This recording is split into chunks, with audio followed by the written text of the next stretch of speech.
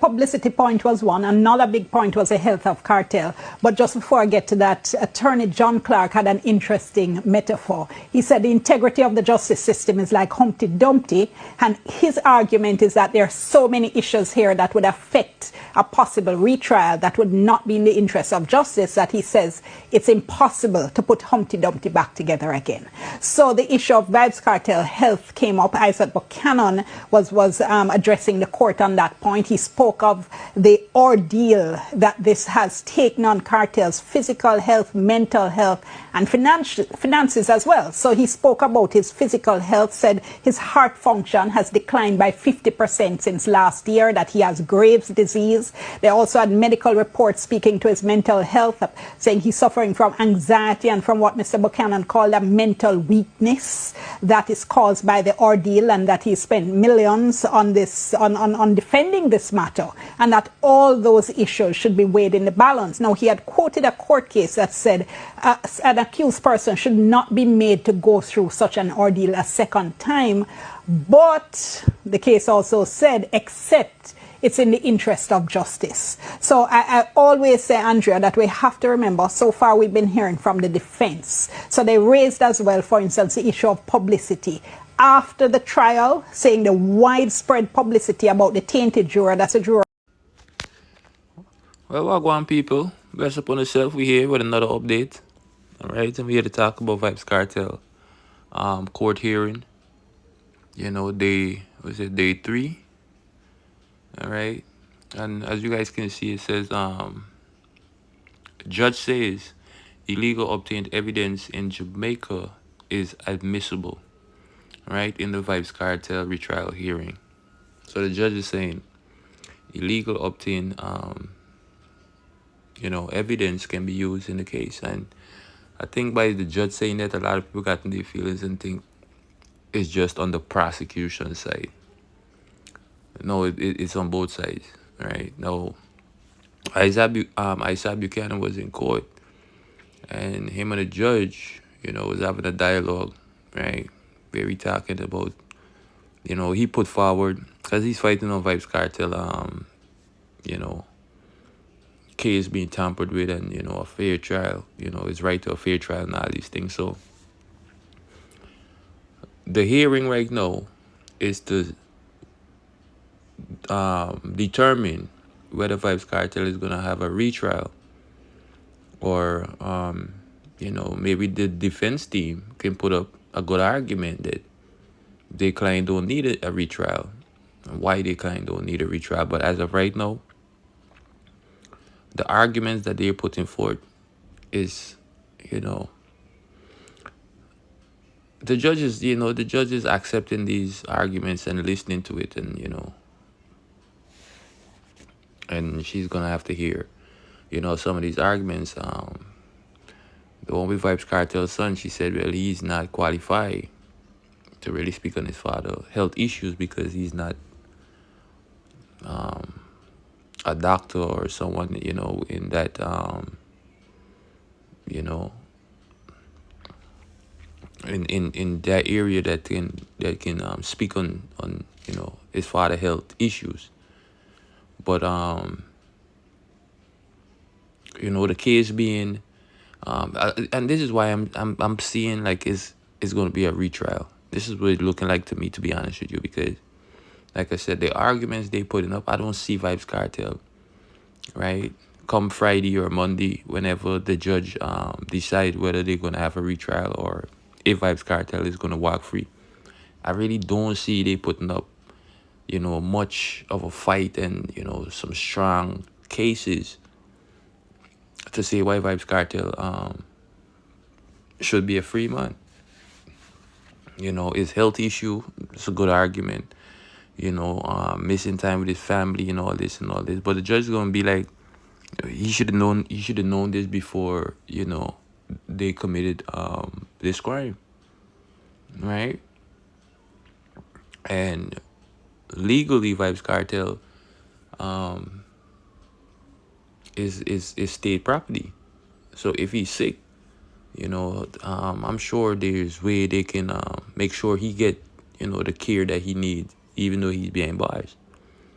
right? So even that argument there about him being sick and his immediate release, I don't see that happening unless they just gonna release him on bond and let him out, and he's still gonna have to go to whether it's a retrial. But Vybz Kartel walking like free right now based on like health issues and what's another one they saying? Oh, if they was to do a retrial, poor people in Jamaica would suffer and this and that. And I don't think the government is looking at that. But I mean, the defense team is gonna put up all these arguments to say, well, why their client shouldn't get a retrial. And like I said, most of these arguments, it's it's really not that strong, to be honest with you. But it's still up to the judge. We would have to wait and see. You know what I mean? But I'm seeing like it's going to go to a retrial. Like it's going to go to a retrial, to be honest with you.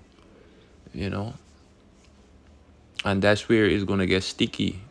And that's why the judge said, illegal, right? Illegal obtained evidence, is in Jamaica is admissible, in the cartel case, right? Because like I said, he was saying, well, the evidence that was used to to detain or to imprison his client was tampered with, So the judge basically was like, okay, well, we're not gonna do a one-on-one class today on, the admissible or inadmissible of evidence. She just said what she said, and like I said, it goes for both sides. You know what I mean? And I guess he was trying to make that claim that this is why his client should be released from prison, because the evidence before, right, it was tampered with, even though Vybz Kartel was found guilty. You understand? So that's what Isaac Buchanan is fighting on. But the judge is letting him know, well, like, buddy, this is a hearing to see whether we gonna get a retrial or your client should walk free. This is not the retrial. In the retrial, you can put forward those claims. If they was to go to a retrial, and that's why I see you going. You understand? And I was saying to myself, why isn't Vybz Kartel legal team fighting more on, evidence, like what can and what cannot be used, but I guess that's, like I said, if there's a retrial. But the judge, I guess she's looking at it right now to say, well, okay, your argument on why we should release this person right now and his co-accusers is not really standing up. And if it's not going to stand up, then of course we're going to go back to a retrial and we're going to try your client and his co-accusers them again. And that's what it's going to be. Y'all just going to have to, put up a good fight in court. And the judge is telling Isaac Buchanan, right, his team also, we don't care, I guess, y'all go about getting, y'all evidence, to fight on behalf of your client, right? Unless we in court and the evidence need to be tested, right? Then the prosecutor, they're gonna do that. They're gonna test the evidence to see if it stand up in court and if it's firm and all these things, whatever. But as of right now, the judge is telling him, like, bro, we're not here to argue about that. It's not a retrial as of right now. You know what I mean? But the argument that y'all putting forward, right, to say that I should release your client, it's not really standing up. You know what I mean? So I don't see Vybz Kartel walking out of prison anytime soon. Like I said, come Friday or Monday, let's wait and see. All right, because like I said, we don't know yet, because the judge, could see things different. You understand? Or look at things different, and it's a whole lot of things that can happen. You know what I mean? Like they're saying right now, if Jamaica was to go to a retrial, it will burden, kind of like put a burden on the system. You know, I see people bringing up budgets and this and all this, you know, whatever the case may be. But, you know, I'm just waiting to see, because this, boy, may I tell you, it's rough right now. You know, it's rough. You understand? So, if Vybz Kartel was to, and his co-accusers them was to do a retrial, if we get a retrial, what do you guys think?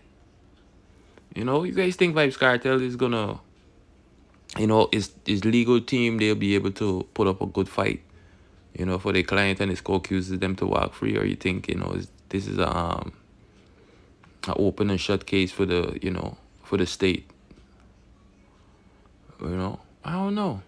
You know, but the part where she's saying that the judge says illegal obtained evidence in Jamaica is admissible in cartel retrial hearing. And I think that's what triggered a lot of people. You know what I mean? So a lot of people like, what? She said what? You know, but they're not looking at it like it goes on both sides. You know what I mean? It goes for the prosecutor them, their team, right? And it goes for the defense team also. You know what I mean? But till they're in court, then you can argue the legality of you know, all the evidence was obtained, and if it's, you know, like I said, if the evidence stand up in court or whatever the case may be. See it?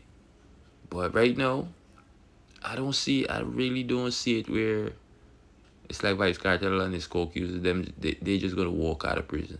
Like, you know what I mean? Like, I'm not saying it's impossible. You know what I mean? I'm not saying it's impossible. I'm saying right now I just don't see that. I don't see that happening. You know, to be honest, and it's like I see in a retrial. You know what I mean? If anyone else asks me right now, I tell them, yeah, it look like this is gonna go to a retrial, and I don't know how it's gonna work out on, you know, on Vybz Kartel behalf, because I know Isaac Buchanan is fighting and he's trying all kind of thing. But if it was to go to a retrial, he's not a defense or a criminal. He's not a criminal lawyer, so I don't think he'll be able to defend Vybz Kartel criminally. But maybe he could work side by side with you know, with Vybz Kartel, other lawyers or the team. I don't know. You know what I mean? And yeah. But wow, this is tough. You know what I mean? This is tough. But if it was to go to a retrial, trust me, it's gonna be real, you know, interested this time, because the whole world is gonna be watching, and hopefully it would be televised. And I'm just saying, if, you know, if there was to have a retrial, right? Which, and that's how I'm seeing it. You know what I mean?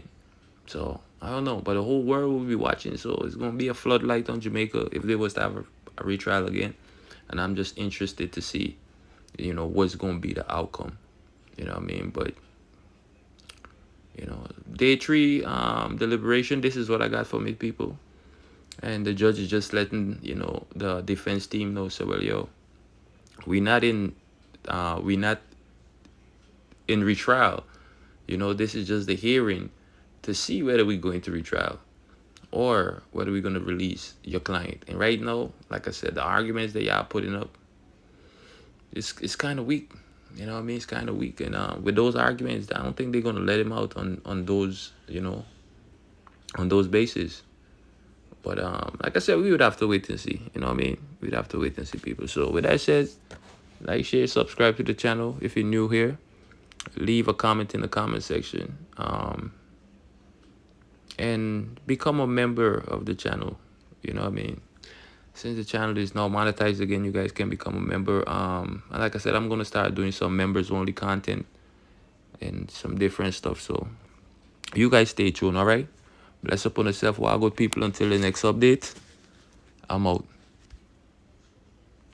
Responsibility to the justice system to hear, consider all the submissions from the appellants, to make a determination at the end of the day of what the interests of justice should look like. Did you go through all the material you intended to go through for today?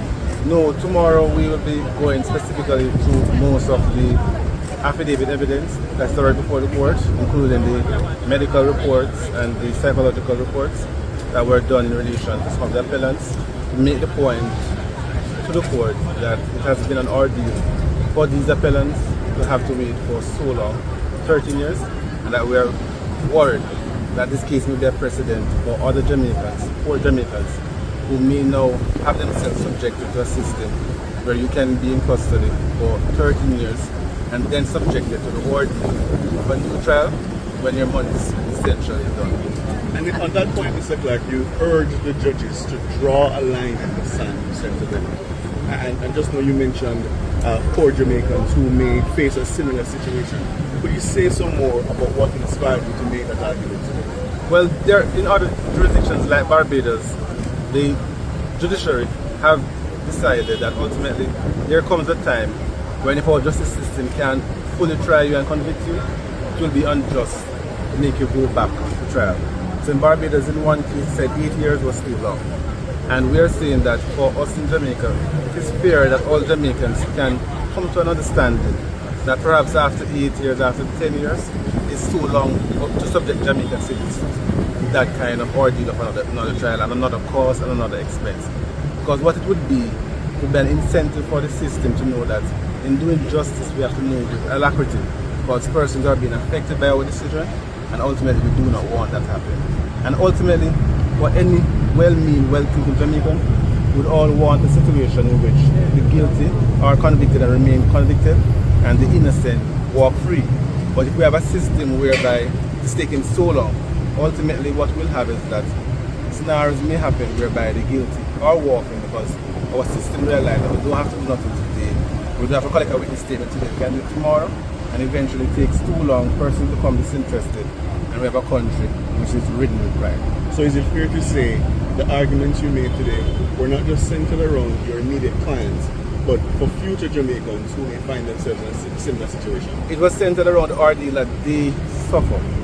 But we are also recognizing that if the court say can happen to Kartel, it can happen to other Jamaican citizens, including the poorest of us. So what it means is that if a Jamaican is in custody for 13 years and then he comes and says, my money is done, I have next month to find a next lawyer, and I'm worried that the system won't give me justice, it means that in such a scenario he may very well, if a precedent is set one way or the other, may feel aggrieved, and we're asking the powerful court to examine our arguments and in light of all the facts of this case, do what they think is just. And that's what they'll ultimately do, even if we never ask them. Sir Clark, at the beginning of your presentation, you mentioned something about how if a retrial is granted, the defense would put forward for the accused to be tried separately. Clarify what was meant, if that's exactly what you said. No, we're not saying that the accused should be tried separately. That's not what we're saying. What we're saying at its core is that we want the court to examine the special facts of this case, which the court knows, and then for each of the appellants, examine what are the factors against each to decide whether or not they're going to order the trial in the case. And so all we're asking the court to do is examine the facts of each appellant and come into a decision as to what is just. And you noted that once that is done, we may find that the conclusion for each of them will be different. Now, what we said at the beginning, and to be quite clear, is that we are of the view that the line in the sand is supposed to be the main point, being that for all of the appellants, it is unjust in our view for a Jamaican citizen to be waiting in prison for more than 10 years to have the appellate process completed. We think that it's unjust. It shouldn't happen to Kartel, it shouldn't happen to anybody. And we're saying that regardless of who these individual appellants are, it shouldn't happen to them, it shouldn't happen to your child, it shouldn't happen to your grandchild. And today, and for this matter, we're hoping that the court will say it can't